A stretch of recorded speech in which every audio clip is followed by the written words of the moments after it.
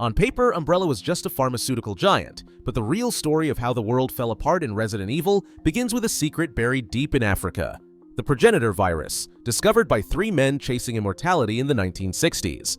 Their ambition led not to miracles, but to monsters, and by July 1998, a simple containment failure in a forgotten mansion would set off a chain reaction of betrayals, outbreaks, and global catastrophe. The collapse didn't start with zombies roaming the streets, but with a few ruthless choices behind closed doors. So what exactly happened in those early days, and how did a miracle drug become humanity's worst nightmare?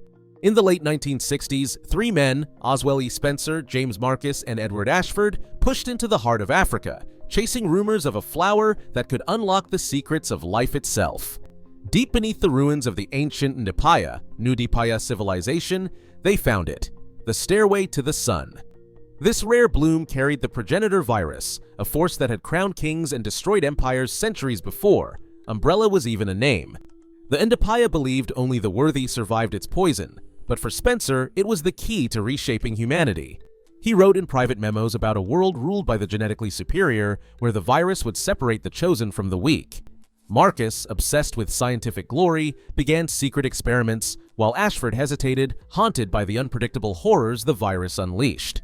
Umbrella's public face was all medicine and cosmetics, but behind closed doors, its founders built a culture of secrecy and betrayal. Memos vanished, rivals disappeared, and the company's true purpose twisted into something monstrous. With Spencer's ambition at the helm, ethical boundaries dissolved. The progenitor virus was never about curing disease, it was about controlling evolution, no matter the human cost. July 1998. Deep in the woods outside Raccoon City, the Arkley Mansion's labs became ground zero for the world's first real monster outbreak. It started with a single breach. The T-virus, engineered as Umbrella's next big weapon, leaked from its containment. Lab logs recorded the first signs: rats dying, researchers acting strange, then silence. Within days, the staff were gone, replaced by something else. The virus turned people and animals into the walking dead, and the infection crept into the forest, leaving mutilated hikers and wild animals behind as warnings nobody understood. Umbrella's answer wasn't cleanup, it was cover-up. They sent STARS, Raccoon City's elite police unit, into the mansion under the guise of a rescue.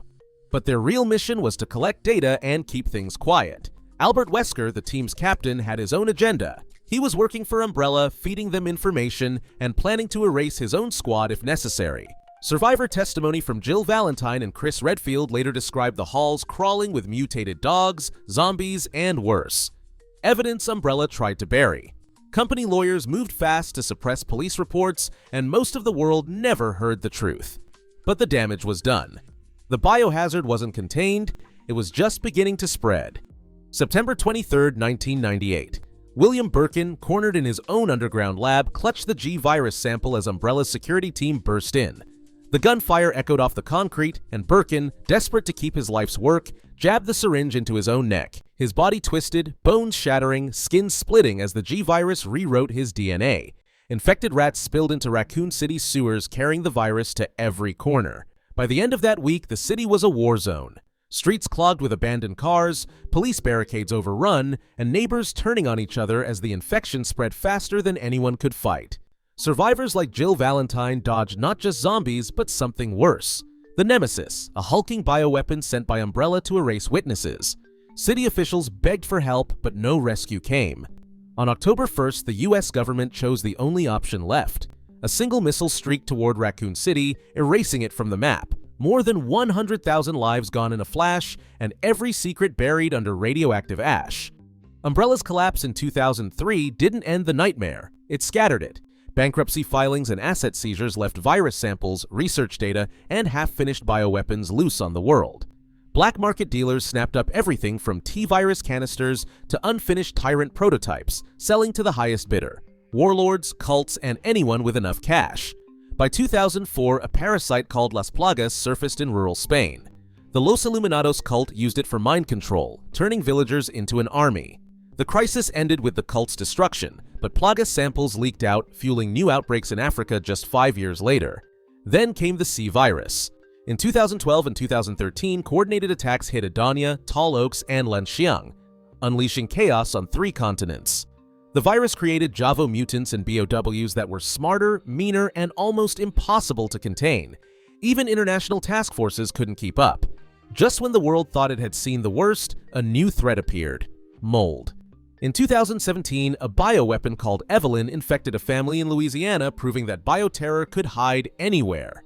Each outbreak, each experiment gone wrong, made one thing clear: the threat was no longer a single company or a single city.